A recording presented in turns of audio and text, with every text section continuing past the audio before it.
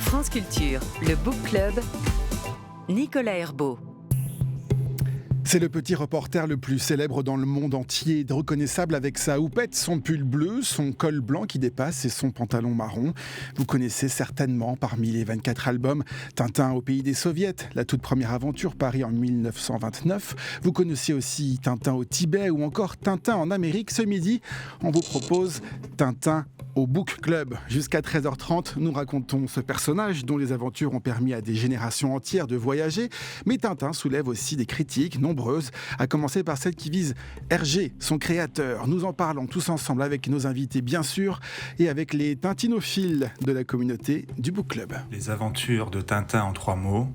C'est vraiment pas facile. Aventurier. Aventure, d'abord. Aventure. L'aventure, c'est l'aventure. Héros. Rencontre. Raskar Kapak. Famille. Charme. Humanité. Universalisme. Philémon Cyclone. Mystère. Intemporel. Longévité. Indémodable. Et géographie. Alcazar. Voyage. Voyage, voyage, éternellement. Bienveillant et éternel. Hashtag Book Club Culture. Les lectrices et lecteurs du Book Club très inspirés ce midi, tout comme notre réalisateur Thomas Beau. Bonjour Patrice Lecomte. Bonjour. Vous êtes cinéaste, dessinateur et auteur. Vous venez de publier Tintin de A à Z chez l'éditeur de Tintin, les éditions Casterman. Quel est votre rapport à ce personnage, à Tintin ? Est-ce que vous vous souvenez de votre première rencontre de lecture avec lui, par exemple ? C'est comme pour des tas de gens de ma génération, c'est un rapport enfantin, évidemment. Et c'est vrai que Tintin ne vieillit pas, lui, il a de la chance, et nous davantage. Mais le fait de se replonger régulièrement dans les albums d'Hergé permet de retrouver non pas la fameuse part d'enfance qui est dans chacun de notre... Ça c'est tarte à la crème, mais ça nous permet quand même... Moi, ça me permet de monter provisoirement dans la machine à remonter le temps et de me souvenir de quand j'étais enfant puis adolescent, et ça ne me déplaît pas. J'aime beaucoup le travail d'Hergé. Vous dites, vous écrivez même dans ce livre, qu'il était votre grand frère quand vous étiez enfant, votre jumeau à l'adolescence et puis votre cadet. Parmi toutes les réactions qu'on a eues aussi dans la communauté du Book Club, ça revient souvent, qu'il accompagne tout au long de la vie les adultes que nous sommes aujourd'hui. Comment vous l'expliquez ? Je l'explique pas. Non, parce que c'est vrai que quand on est gamin, Tintin, je ne sais pas quel âge il a, Tintin, on ne lui a jamais demandé. Alors, j'ai demandé à Hergé, mais enfin il a une vingtaine d'années, quoi. Il a 22 ans, 19 ans, enfin dans ces eaux-là. Donc quand on a 8 ans, on est son petit frère, après on est son jumeau, et puis après on est son grand frère, et voir son père, mais c'est un jeune homme... à la fois très turbulent et très sage. C'est là où... Donc il est très sage grâce à la ligne claire belge, parce qu'il y a une limpidité dans le dessin. Le dessin, ouais. Il est très sage parce qu'il est poétiquement très correct, il fait aucune bêtise de rien, mais il est d'une intrépidité folle. Et le mélange de ces deux choses paradoxales, antinomiques, le gentil garçon et le garçon intrépide dans le même corps, ça c'est assez saisissant, je trouve. Pour parler évidemment de Tintin, nous avons convié un tintinophile émérite, auteur de plusieurs livres sur Tintin, le mystère Tintin, le dictionnaire Tintin et les femmes dans le monde de Tintin. C'est une question que je vais vous poser, Renaud Natiez. Bonjour. Bonjour. Vous êtes administrateur de l'association Les Amis de Hergé et vous publiez cet essai intitulé « Faut-il brûler Tintin ?» qui paraît aux éditions Sépia dans la collection 1000 sabords. Faut-il brûler un auteur ou un personnage ? C'est évidemment une référence à cette question aussi qu'on posait à propos de Kafka dans les années 40 en France. Et vous citez d'ailleurs dans la presse des années 70 déjà, Renaud Natiez, assez, on empoisonne nos enfants, il faut brûler Tintin. Ça veut dire que les réticences au cas Tintin, au personnage Tintin, elles ne sont pas si nouvelles. Elles ne sont pas nouvelles, non. Dans les années 70, c'était plutôt dans les milieux intello-gauchistes, avec les Picaros, par exemple, qu'on critiquait le fait que Hergé mette sur un même plan, vous savez, le général Tapioca, qui était financé par une compagnie multinationale américaine, et puis les Picaros de Alcazar, qui étaient plus, eux, un petit peu des guerriers castristes ou ou guivariste. Enfin, il y a toujours eu des critiques qui reviennent de façon récurrente. Maintenant, on est plus sur les affaires de colonialisme, de racisme, de Tintin au Congo, la misogynie aussi qui revient régulièrement, l'antisémitisme également, puisqu'il y a des images de l'étoile mystérieuse qui ont dû être retirées pour antisémitisme. Mais je suis parti pour ce livre d'un fait divers qui a eu lieu en Ontario, au Canada. Il a été connu en 2021 et c'est remonté jusqu'au Premier ministre d'ailleurs, où on a fait un auto-da-fé. On a brûlé des livres de Tintin, en l'occurrence Tintin en Amérique et Le Temple du Soleil, au nom de la défense des cultures d'origine. On a trouvé que Hergé ne donnait pas une bonne image des Indiens d'Amérique, du Nord et du Sud. Et donc, ça va très très loin. Alors, je voudrais préciser quand même, je ne veux pas divulgacher, comme on dit en bon français, parce qu'il y a un journaliste un grand hebdomadaire français qui a fait un petit éditorial en disant « Mais quelle honte, cet auteur plus wokiste que les wokistes qui veut brûler Tintin ». Bon, je pense que tous les gens qui me connaissent savent que je ne suis pas sur cette ligne. On finira par brûler Jeanne d'Arc, si ça va comme ça. Alors, on va évidemment rentrer dans les critiques qui lui sont faites et les réponses que vous apportez, en tout cas les éclaircissements. Il y a des faces sombres et obscures, vous l'avez dit d'ailleurs, notamment chez Hergé. Mais on a d'abord demandé évidemment à la communauté quel est l'album préféré de Tintin. Et voici le choix d'Isabelle. Tintin, c'est vraiment la BD qui m'a accompagnée pendant toute mon enfance. On avait tous les albums à la maison et on les relisait souvent, encore et encore, et on a fini par les connaître par cœur.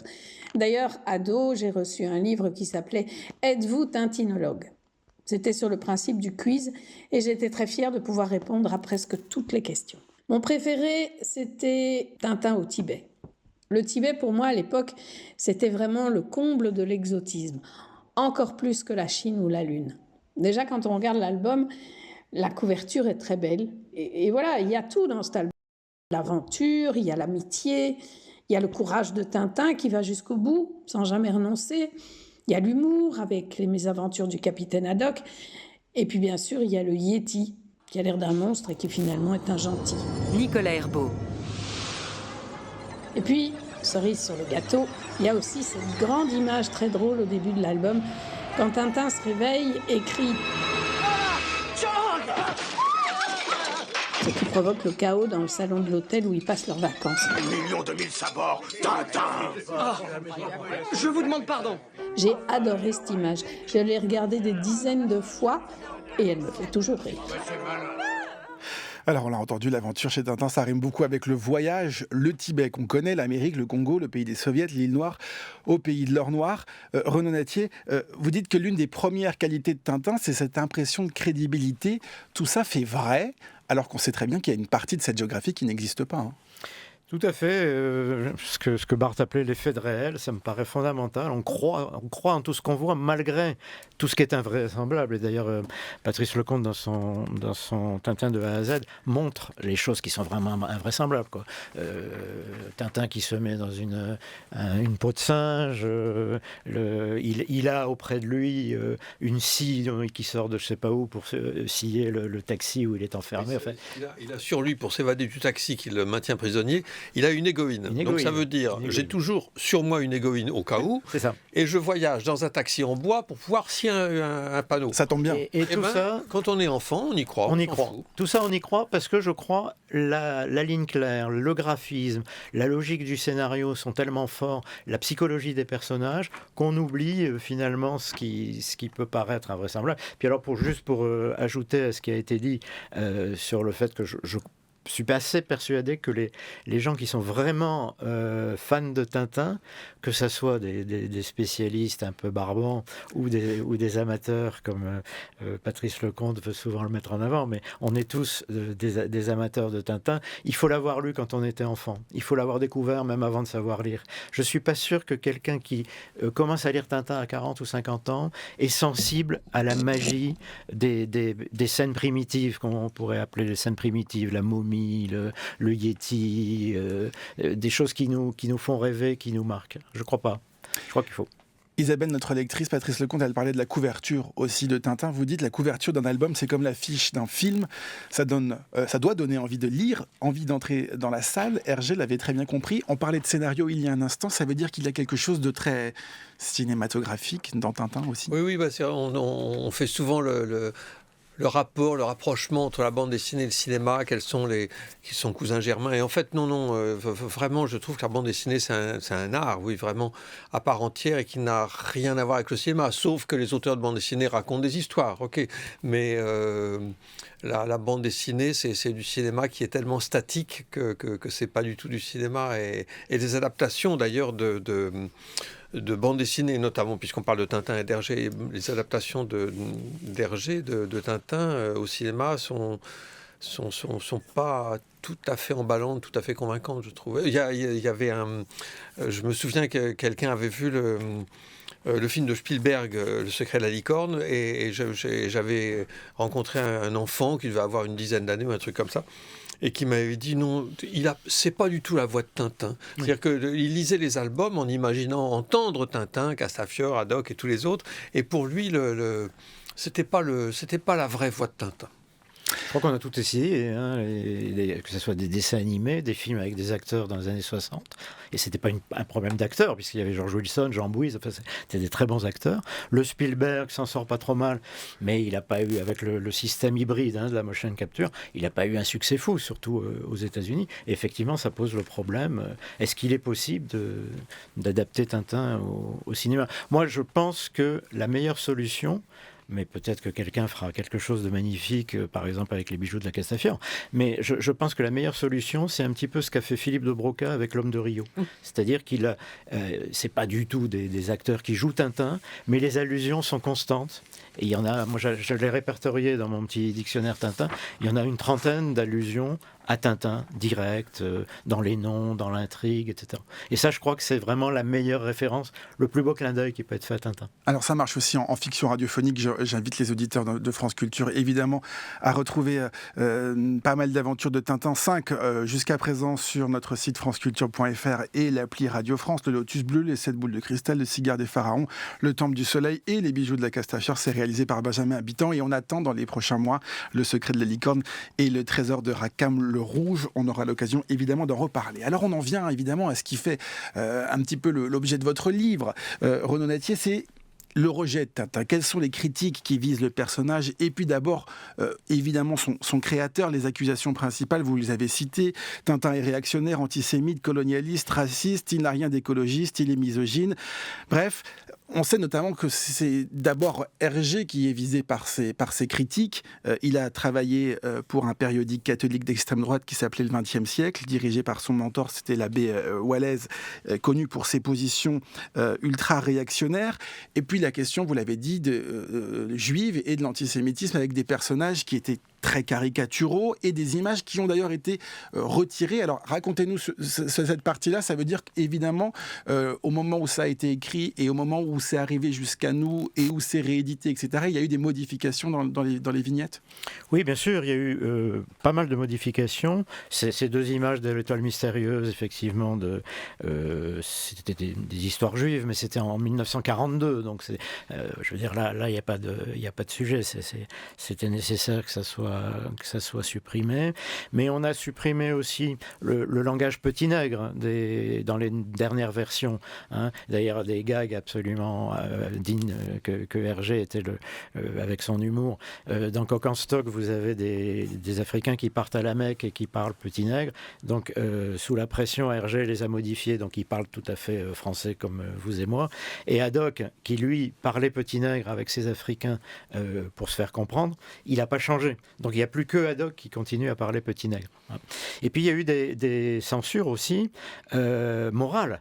C'est-à-dire que, par exemple, dans Coq en stock, vous avez Haddock, vous savez, c'est le premier album de Haddock, et c'est une épave, Haddock, c'est vraiment, il est alcoolo et tout, et il est dans une barque, et il prend une bouteille de rouge alors qu'il sort de je sais pas où, et dans les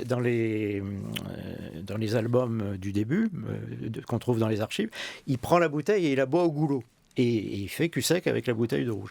Et ben, les Américains ont dit à Hergé, nous on ne traduit pas votre Tintin si vous ne supprimez pas cette vignette. Et donc dans les derniers albums, vous avez la bouteille qui est pleine, et puis l'image d'après, c'est la bouteille qui est vide, mais vous n'avez plus cette image. Et il y en a des tas d'exemples comme ça de censure. Par rapport aux animaux aussi, le rhinocéros qui est explosé à la dynamite dans Tintin au Congo, des choses comme ça. Oui, on ne peut pas dire qu'il aime beaucoup les animaux, Hergé, ils sont quand même malmenés dans ces albums. La nature est un ennemi pour Tintin. C'est ça. La nature, menace, c'est une tempête de sable, c'est une crevasse, c'est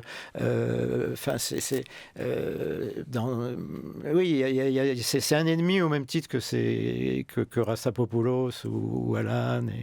Et effectivement, dans Tintin au Congo, il extermine des antilopes, il extermine un singe, un rhinocéros. Enfin oui, il n'est pas écologique du tout. À propos de Tintin au Congo, vous citez dans votre dictionnaire amoureux de Tintin Albert Algou qui dit ceci: à cette époque, tout le monde était plus ou moins raciste et colonialiste, sauf les anticolonialistes et les antiracistes. D'ailleurs, cet album aujourd'hui est présenté comme le reflet d'une époque coloniale et très paternaliste. On est obligé d'évoluer. Évidemment, aujourd'hui, quand on lit Tintin, Patrice Lecomte, on doit le regarder avec des nouveaux yeux.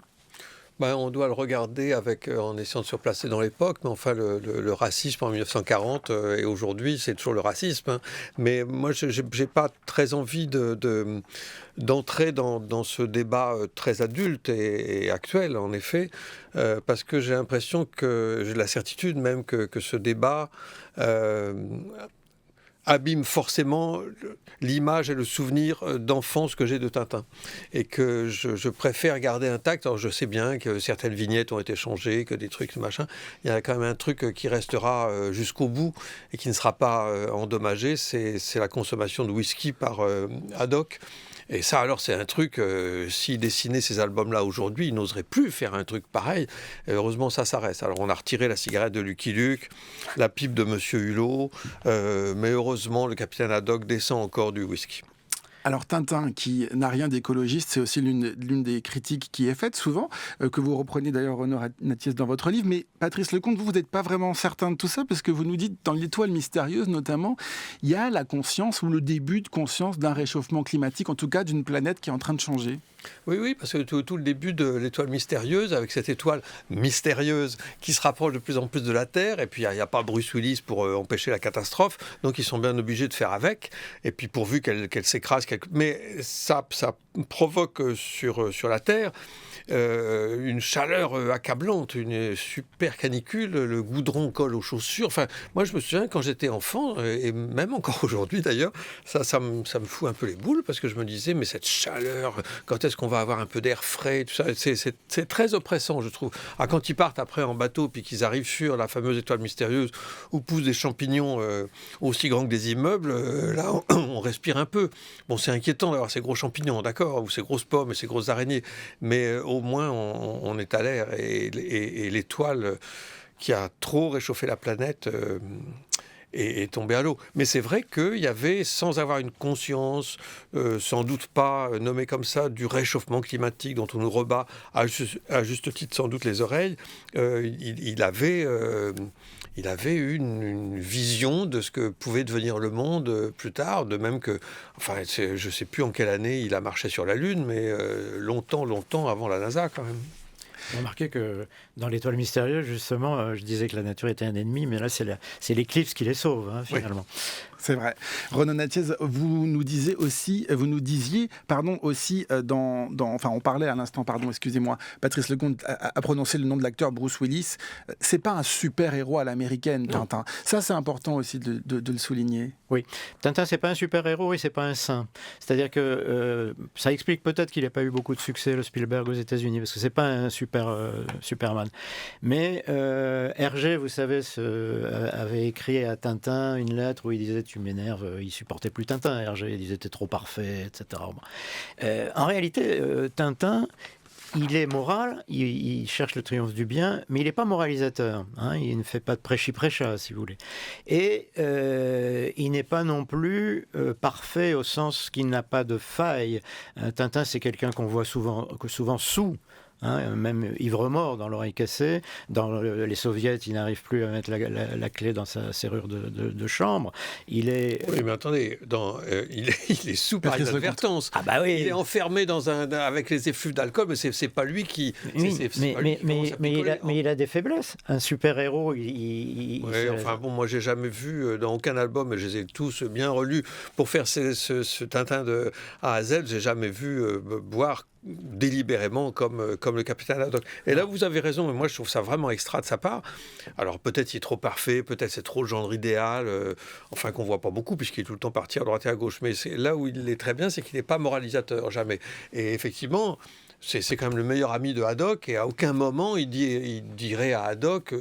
vous voulez pas descendre un peu la dose de whisky, capitaine, ce serait plus raisonnable? Jamais, jamais. Il y a que Tournesol pour lui faire un peu la leçon à la fin.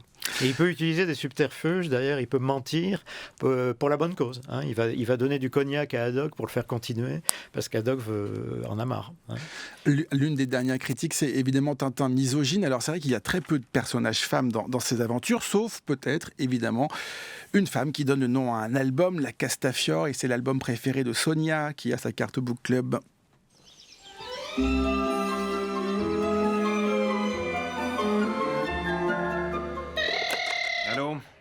Allô, j'écoute.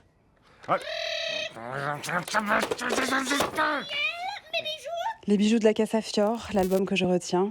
Vraiment celui qui m'a le plus marqué, avec ce personnage principal haut en couleur, Bianca la Castafiore, avec un tempérament très particulier, exubérant, prétentieux, hyper envahissant, colérique, même un peu niaise. Et mes bijoux, Irma, je les enferme dans ce tiroir. Et la clé de ce tiroir, je la cache dans les vases qui se trouvent sur son meuble. Faites un effort pour vous en souvenir, ma fille. C'est vraiment un coup de cœur particulier, très drôle, malgré le fait qu'on voyage moins que dans les autres albums. Tout se situe au château et il y a tout un tas de péripéties hyper intéressants. Et puis surtout ce final avec un coupable complètement inattendu. On va pas dire qui c'est, évidemment. Bianca Castafiore, c'est votre coup de cœur. Patrice Lecomte, vous écrivez, on ne sait pas si elle chante juste, mais au moins on sait qu'elle chante fort. C'est vrai, oui. Le fait est que on voit suffisamment d'auditeurs décoiffés, la cravate s'envole, mais c'est un ouragan, cette femme-là. Mais elle est rudement sympathique, quoi, parce qu'elle est pas faux cul pour un rond, elle encaisse tout. C'est vraiment une bonne personne, je trouve, parce qu'elle est tolérante, tout l'amuse, elle fait de problème avec rien. Moi, j'aime beaucoup la Castafiore, parce qu'elle est très chaleureuse, en plus. Renaud Nattier, quand on demandait à Hergé pourquoi il y avait si peu de femmes dans Tintin, il répondait « J'aime trop la femme pour la caricaturer ». Bon, est-ce qu'on... Ça, alors, c'est vraiment l'excuse bidon. Alors, c'est très bruxellois. Mais il disait pire que ça. Mais il disait les belles madames, c'est très bien, mais il ne faut pas qu'elles ouvrent la bouche. Parce que, bon. Mais ce qui est vrai, c'est que tous les personnages de Tintin sont des caricatures. Qu'est-ce qu'on dirait si Tournesol, colérique, dur d'oreille, etc., était une femme, ou Haddock. Donc, bon. Mais il y a à la cour de Sildavie, dans le sceptre d'Ottokar, il y a de très belles femmes. C'est des figurantes, ok. Donc c'est pas des personnages bien importants, mais c'est des jolies femmes. Parmi les autres femmes, il y a Ernestine, je crois, mais c'est le personnel de maison, en fait. Non, ce que je voulais montrer dans Les femmes dans Tintin, c'est qu'il y a une cinquantaine de femmes, quand même. Des grands rôles, très peu. Il y a effectivement la Castafiore et puis peut-être Peggy Alcazar, mais qui arrive dans le dernier. Mais elles ont généralement des rôles subalternes. En dehors de la Castafiore, qui est une diva, la Peggy Alcazar, mais qui est femme d'eux, les femmes de chef d'État. Les autres, ce sont des femmes de ménage, des servantes, des aides-soignantes. Enfin, c'est pas des. Alors qu'à l'époque d'Hergé, il y avait quand même des médecins, des professeurs d'université femmes, etc. Donc la femme est plus stéréotypée que caricaturée, je crois, dans Tintin. À présent, faites bien attention. France Culture, le Book Club, Nicolas Herbault. 1000 millions de 1000 milliards de 1000 savants de tonnerre de Brest, c'est de l'eau. Et c'est toujours le Book Club sur France Culture. Merci d'être avec nous. Patrice Lecomte vient de publier Tintin de A à Z chez l'éditeur de Tintin, les éditions Casterman. Et nous sommes également avec René Natier qui publie Faut-il brûler Tintin aux éditions Sépia dans la collection 1000 sabords. René Natier, Tintin, c'est un être ambivalent, vous dites, d'autant plus qu'il a ce chien avec lui, Milou, il faudrait quand même en parler, un chien qui parle. Ça, c'est pas banal. Oui, d'ailleurs, il y a eu plusieurs personnes qui ont voulu démontrer que Tintin était une femme. Il y a quelques années. La Joconde était un homme, c'est ça? C'est Splédès. Bon. C'est vraiment des débats. Mais on est d'accord. Mais enfin bon, ça prouve que la richesse de Tintin est telle qu'on n'en finit pas de délirer. Je veux dire, quand on me pose la question, est-ce qu'il faut faire un album de Tintin après Tintin, je crois qu'on est d'accord là-dessus, je dis non. Mais il y a tellement ce qui fait vivre Tintin, c'est pas les produits dérivés à mon avis, mais c'est l'extrême richesse d'une part des livres qui sont publiés, on en est à 600 sur Tintin, et presque tous après la mort d'Hergé d'ailleurs, c'était assez amusant. Mais c'est aussi les parodies, les pastiches, il y en a des très mauvais, des très bons, c'est aussi le street art, c'est aussi... Il y a une petite revue qui est sur Internet qui s'appelle La Houppette Libérée, qui est un gratuit, qui est extraordinaire. Mais comment on explique cette longévité, ce côté aussi presque universel de ce personnage? Vous dites Tintin, en vérité, incarne une forme de liberté au plus haut degré. On disait tout à l'heure, il n'a pas de famille, il n'a pas d'ascendant, pas de descendant. Il est dégagé de toute attache, il est tout le temps par monts et par vaux, il est tout le temps en voyage. Il n'a pas de problème d'argent. Il est journaliste reporter, mais on ne l'a jamais vu dans une rédaction ni rédiger le moindre article sur quoi que ce soit. C'est-à-dire qu'il ne fait rien de ses journées, sauf de partir à l'autre bout du monde ou sur la Lune. Mais alors, à propos de la famille, franchement, il n'y a aucun, à ma connaissance, héros de bande dessinée dont on connaisse l'oncle, la tante, le père, la mère, le frère. Enfin, ça n'existe pas. Les héros de bande dessinée sont souvent sans famille. Cœur Vaillant, d'ailleurs, a obligé Hergé à faire une autre bande dessinée, parce qu'il disait, mais qu'est-ce que c'est que ce personnage? Tintin, c'est l'incarnation de la liberté, au sens de Sartre, si vous voulez. Pas de famille, pas d'enfant, pas de femme, sa seule contrainte au début, c'est Milou. Il n'a pas de métier, pas de problème d'argent. Et on lui a dit, mais non, ça va pas, cet orphelin, faites une bande dessinée avec des enfants qui ont des parents. Et il a fait Josette et Joko. Il a fait 5 albums avec un père qui avait un métier, avec un singe qui était un petit peu... Qui avait un métier de singe. Un métier de singe. Et Hergé, ça l'a barbé. Il disait, là, j'ai plus de liberté. On ne sait pas, les parents, ils passent leur temps à C'est pleurer. trop de contraintes, en fait, d'avoir une famille et de devoir s'occuper de tout ça. Tintin, Michel Serres disait, c'est comme un pertuis de foire avec un trou. On met la tête dans le trou et on a un décor derrière et on peut s'identifier à tout. C'est ça qui fait, je crois, beaucoup pour les jeunes, mais même pour les personnes plus âgées, une des raisons du succès de Tintin. 24 albums, est-ce que vous arrivez à en choisir un pour dire c'est votre préféré, Patrice Lecomte? Oui, celui que j'aime vraiment beaucoup, c'est L'Affaire Tournesol. Parce que ça se passe là, à côté de chez nous, en Suisse. Et puis, il arrive Enfin, on enlève Tournesol, il perd ses microfilms et on court après lui. Le récit est très, très bien ficelé. Et c'est bien dessiné, c'est mon préféré. Mais enfin, bon, il y en a d'autres. C'est une œuvre globale ou vous aussi vous avez un préféré, René Natier? Il est certain, je crois que vous le dites à un moment, je suis tout à fait d'accord avec ça. Les 3 premiers sont vraiment pas bien. Enfin, c'est les feuilletons. S'il y avait eu que ces 3-là, on n'aurait pas gardé Tintin. On serait pas là. Et les 2 derniers, Vol 714 et Picaros, il avait plus envie. Les personnages sont plus ridicules que les deux sont trop. Pas bien. Donc, je suis d'accord. L'Affaire Tournesol, c'est l'album classique merveilleux avec l'exotisme dans le quotidien. Ça, c'est très très important. Ça me fait penser au film de Sauté un peu, ou à Simenon.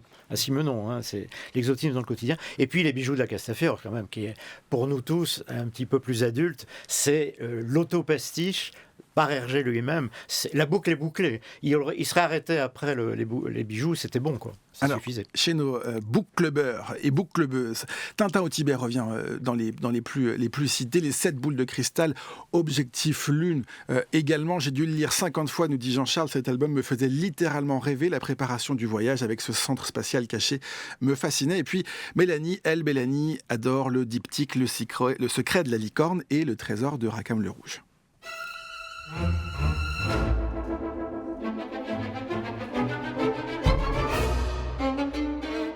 J'ai 2 ados à la maison aujourd'hui qui apprécient Tintin tout autant que moi depuis qu'elles en ont l'âge. Et comme je suis enseignante, j'ai décidé pour l'année prochaine de le faire aussi découvrir à mes élèves à travers ses voyages et surtout celui dans une autre époque, celle de l'ancêtre du capitaine Haddock, un célèbre capitaine de navire marchand du XVIIe siècle qui croise la route d'un redoutable pirate nommé Rackham le Rouge. Va s'en suivre toute une aventure chevaleresque sur 2 albums, Le secret de la licorne et Le trésor de Rackham le Rouge, pour retrouver ce trésor qui n'était pas si loin que ça au final, mais qui aura mené notre petit héros belge jusqu'au fond de l'océan, dans ce célèbre sous-marin requin fabriqué par le professeur Tournesol. Je pense que c'est suite à la découverte de ces 2 bandes dessinées qu'a émergé en moi un grand intérêt pour l'histoire, qui s'est développé et qui est toujours présent aujourd'hui. Oh, mais naturellement! C'est ça, naturellement, Milou, c'est ça! Vite! Chez le capitaine, au galop! Un trésor, Milou!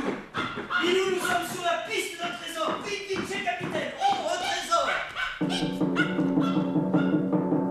On en a dit un mot tout à l'heure, le casting, les personnages. Évidemment, Renaud Nattier, vous dites, le monde de Tintin est construit comme une pyramide. Il y a, on les a entendus à l'instant, Milou et Tintin en haut, avec Haddock, bien sûr, et le Tournesol. Il y a aussi une multitude de figurants, de personnages secondaires qui ont tous des noms qui nous disent quelque chose quand on les entend. Évidemment, Alcazar, Rastapopoulos, Séraphin Lampion, on les connaît quasiment tous, ces personnages.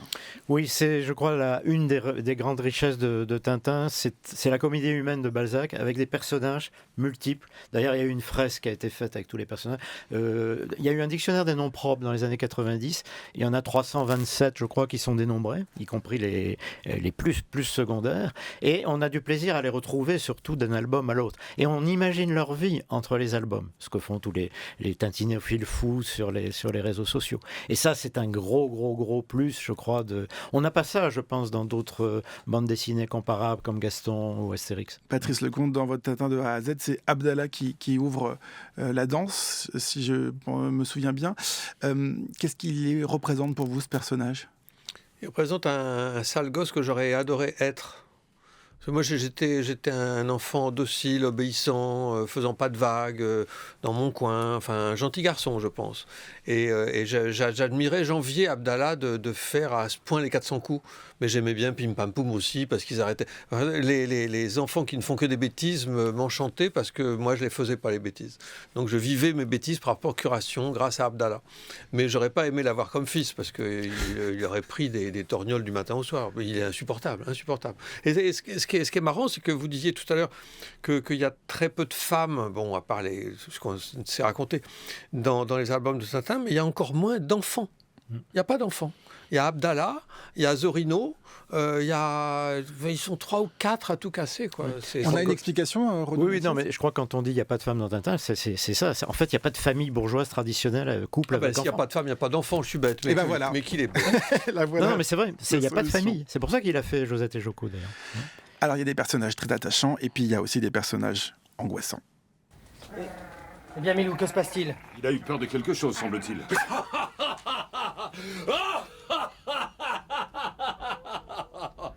Je comprends. C'est notre ami Raskar Kapak qui a effrayé votre chien. Raskar Kapak, celui qui déchaîne le feu du ciel. Regardez dans cette vitrine. C'est vraiment la momie de Raskar Kapak qui m'aura peut-être le plus marquée parce que elle est absolument terrorisante, cette momie. Et en plus, Hergé, quand il nous la présente, il se contente pas de juste nous montrer le mouvement de ce personnage terrible qui jette des sphères de cristal, mais qui, en plus, il la détaille, quoi. Il fait des gros plans où on voit les yeux sans orbite. Enfin, c'est absolument atroce. Mon Dieu, la momie. Évaporé, Raskar Kapak. Volatilisé. Il ne reste plus que ses bijoux. Anne-Laure, notre lectrice terrorisée qu'on avait déjà entendue dans le book club et qui a le même sentiment que vous sur Raskar Kapak. Raskar Kapak a terrorisé des milliers d'enfants, bien sûr, parce qu'il n'est pas possible de... Moi, quand je relisais les 7 boules de cristal et que je savais que la momie n'allait pas tarder à enjamber la fenêtre avec sa boule maléfique, je sautais la page. Renaud Nattier. Oui, moi je crois que le dernier mystère peut-être qui reste à élucider, et on a l'impression qu'on a tout dit sur Tintin, c'est un secret qui résiste, c'est celui de sa réception par nous tous. Surtout les baby-boomers, mais enfin, pourquoi est-ce qu'on devient des monomaniaques de cette œuvre et comme si on était tombé dedans comme quand on était petit. Ça, c'est un vrai mystère. Qu'est-ce qu'il y a en plus ? J'ai Benoît Peters qui me disait l'autre jour, s'il n'y avait que Tintin, ça suffirait à ce que la bande dessinée ait ses lettres de noblesse. Bon, c'est très fort. Mais il y a quelque chose peut-être en plus. Eh bien, c'est encore un mystère qu'il faudra élucider. Messieurs, merci beaucoup d'être venus dans le Book Club. Patrice Lecomte, vous venez de publier Tintin de A à Z aux éditions Casterman, et Renaud Natier, que je remercie également. Votre essai Faut-il brûler Tintin aux éditions Sépia dans la collection 1000 sabords. Merci à tous les deux d'être venus. Et reste encore un instant, puisque dans un instant, on écoutera l'épilogue du Book Club. Mais d'abord, les métamorphoses au programme de Charles Danzig dans les quadritèmes. David Garnett était un des membres du groupe de Bloomsbury, ayant entre autres épousé Angelica Bell, la nièce de Virginia Woolf. Chose très Bloomsbury, où la différence sexuelle était voilée par le mariage, cette Angelica Bell était la fille d'un homme avec qui Garnett avait eu une aventure. Mais enfin, on n'entrait pas dans ce groupe que par mariage, il fallait surtout un certain état d'esprit. Celui-ci était fait d'une ironie légère et d'un anarchisme qu'on ne remarque pas toujours chez ces gens qui étaient souvent des fils de famille bien élevés. Quel drôle de préjugé d'ailleurs que les anarchistes soient mal élevés. Un de leurs chefs dans les temps anciens a été le prince Kropotkin. Donc un prince soit nécessairement bien élevé. Malgré les joliesses pastels que répandent les magazines pour rêveurs de royauté, l'actuel prince de Hanovre ne passe pas pour être beaucoup plus fréquentable qu'un rugbyman ivre qui renverse les tables. David Garnett a écrit 23 œuvres de fiction. L'une l'a sauvé pour longtemps de l'oubli, l'autre donne sans doute à son fantôme l'envie d'y rester. La première, c'est le très bon roman « La femme changée en renard », Lady into Fox, 1922, traduction française en 24. L'autre, c'est Aspects of Love, qui a eu la malchance d'avoir été adapté en comédie musicale par l'un des plus sirupeusement répugnants compositeurs anglais, Andrew Lloyd Webber. La femme changée en renard est un roman qui, disent les temps rationalistes se refusant à croire aux métamorphoses, est une fable. On qualifie de fable les bons livres pleins d'une fantaisie à laquelle on refuse de croire. Or, rien n'est plus sérieux que ce roman. Sylvia et Richard Tebrick, jeune couple heureux, se promènent dans la forêt. Sylvia se change en renarde. Richard, pour étonné qu'il soit, l'accepte. Il renvoie ses domestiques dans l'intention de vivre avec sa renarde de femme en secret. Il sait que l'amour est mal compris dès qu'il ne ressemble pas à l'amour majoritaire. Au début, Sylvia est une renarde avec un comportement humain. Quoiqu'elle ne parle pas, elle se fait comprendre et demande à être habillée avec ses vêtements de femme et joue au piquet avec son mari. Cela ne dure pas. Sylvia devient de plus en plus animale et farouche. Elle revient avec toujours plus de réticence de leur promenade. Richard la laisse aller dans la nature. Couverte, comme on dit, par un renard, elle donne naissance à 5 renardeaux. Richard, n'étant pas plus infecté de moralité que son inventeur David Garnett, leur donne des prénoms, retourne dans la forêt pour jouer avec eux. Mais voilà, lui seul voit encore Sylvia dans la renarde, qui est un jour poursuivie et tuée par des chiens de chasse. Elle meurt dans ses bras. Elle s'était changée en renarde, ai-je dit. Se change, se métamorphose. Le langage est spécieux. Le pronom réfléchi laisse entendre qu'il y a une part de volonté. Au fait, pourquoi non ?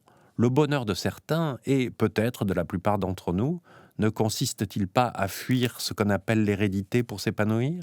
Les quadritèmes de Charles Danzig à retrouver sur franceculture.fr et sur l'appli Radio France. Le débat se poursuit dans le studio avec nos tintinophiles. Merci à toute l'équipe du Book Club, Oriane Delacroix, Zora Vignier, Jeanne Grappard, Didier Pinault et Alexandre Alaibegovic. C'est Thomas Beau qui réalise cette émission et à la prise de son ce midi, Élise Le. Voici l'épilogue du jour. Le gentil garçon et le garçon intrépide dans le même corps, ça c'est assez saisissant, je trouve. Avec les Picaros, par exemple, qui continuent à parler petit nègre. Mais heureusement, le capitaine Haddock descend encore du whisky. Oui, Tintin, c'est pas un super-héros et c'est pas un saint. Sa seule contrainte au début, c'est Milou. Il y a que Tournesol pour lui faire un peu la leçon à la fin.